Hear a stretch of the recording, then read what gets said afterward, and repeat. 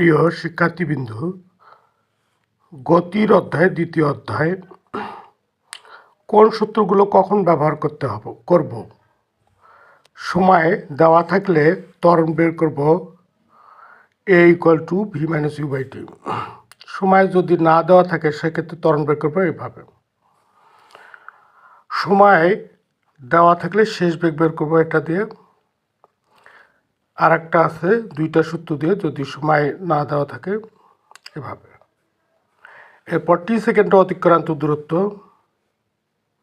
গড় বেগে অতিক্রান্ত দূরত্ব, এই দুটা সূত্র সমবেগের ক্ষেত্রে।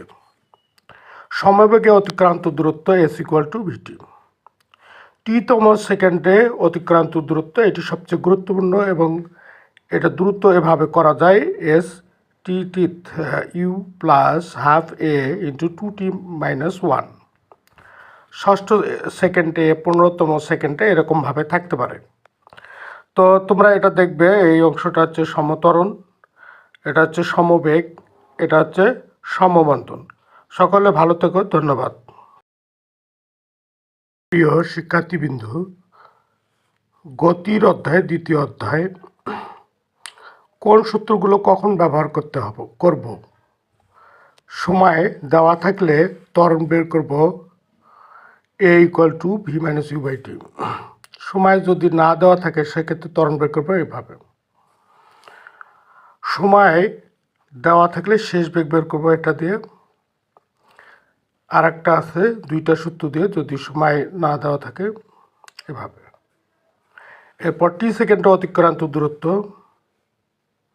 গড় বেগে অতিক্রান্ত দূরত্ব, এই দুটা সূত্র সমবেগের ক্ষেত্রে। সমবেগে অতিক্রান্ত দূরত্ব s=vt।